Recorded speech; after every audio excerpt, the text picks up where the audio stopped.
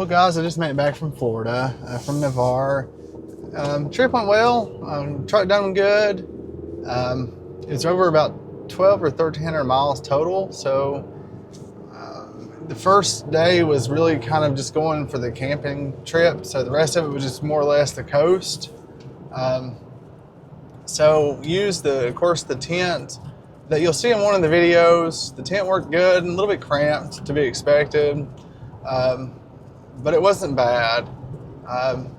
Truck done good off-roading. Tires still stock, the 20-inch wheels and tires.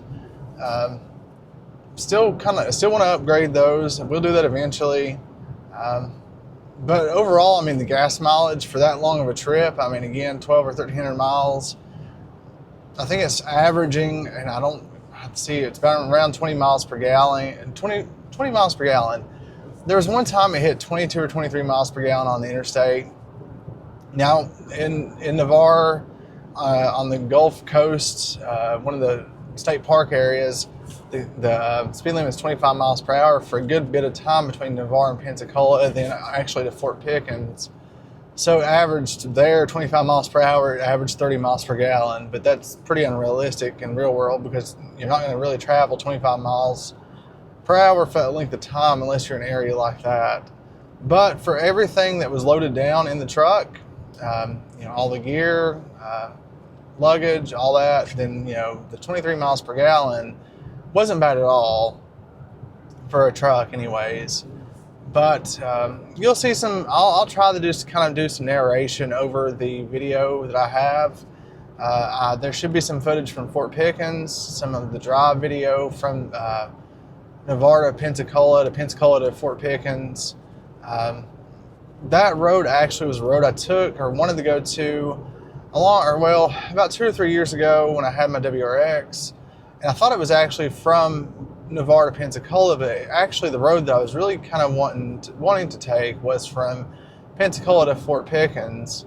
And that's the reason being is because it's pretty narrow. The road is pretty narrow, or the land mass, I guess, is narrow between both bodies of water. And it's really beautiful. They were given pretty nasty weather this past week for the area, but it didn't really turn out to be that bad. They were worried about a tropical depression forming in the Gulf. It never happened. There was some rain, some lightning and whatnot, but other than that, can't really say much.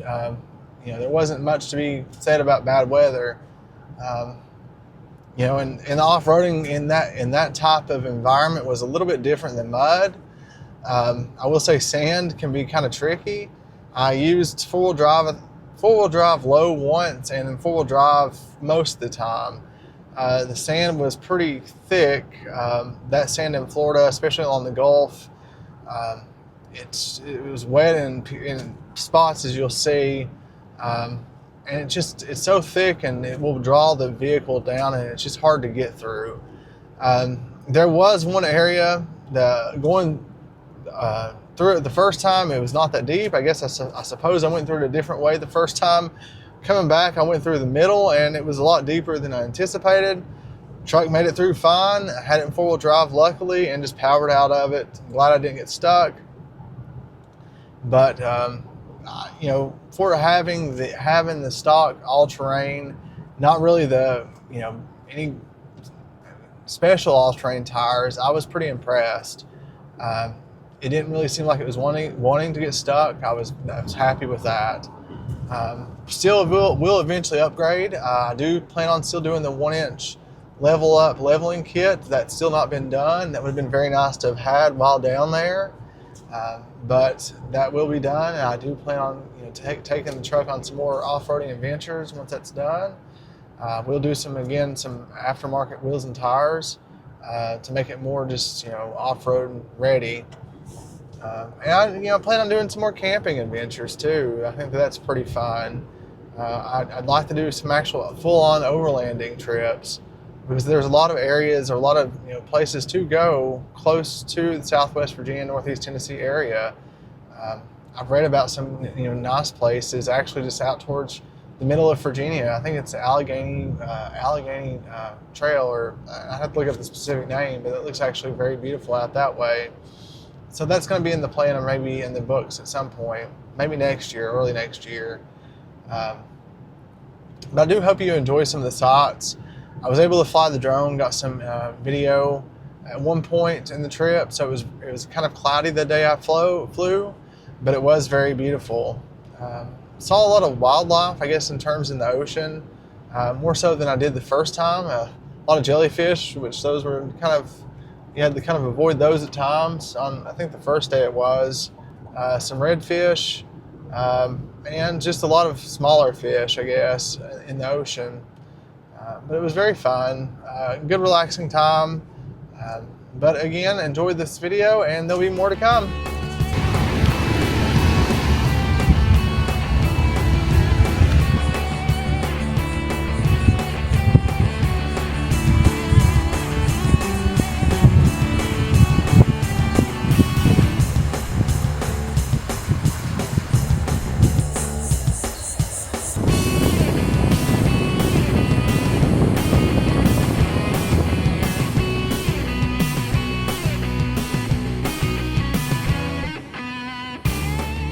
So I'll start by saying the roads in Navarre, or the backroads of Florida, are completely different than that of Southwest Virginia.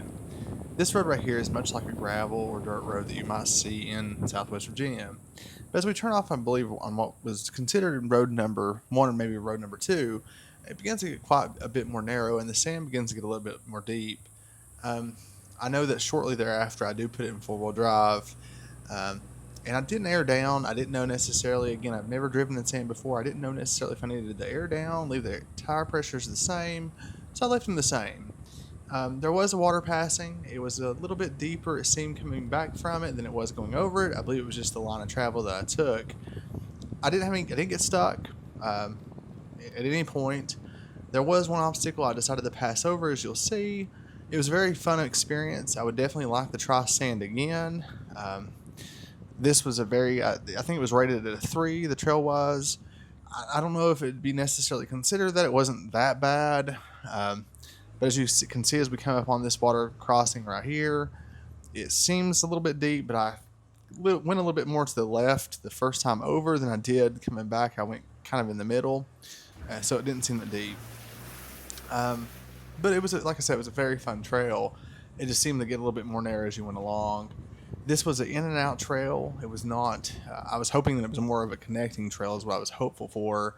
I didn't come into any traffic, so it was very easy. There was not anybody back throughout this trail. There was not anybody back there. There was, I think, maybe 2 or 3 other trails off the main trail. There were some roads that were closed, unfortunately. I hadn't had a shower after camping that night, so I was more or less pretty hurried to get to the hotel. So I only done this one trail. But I do hope you enjoy the rest of this. I'll leave you all to it. And I hope you all enjoy what you see of the rest of the video.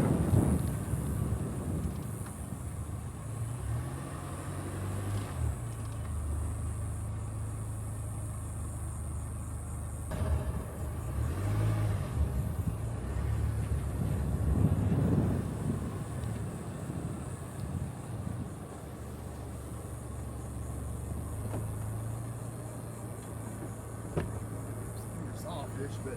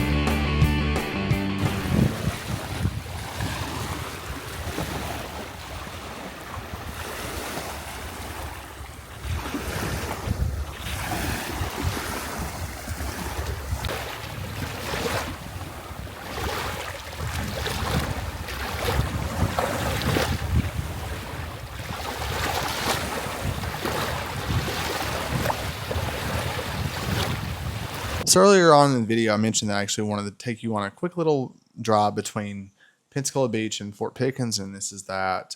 The reason being is this is actually a very beautiful drive because it's a very narrow landmass with the bay on one side and also the Gulf Coast on the left-hand side. So the bay's on the right, Gulf is on the left.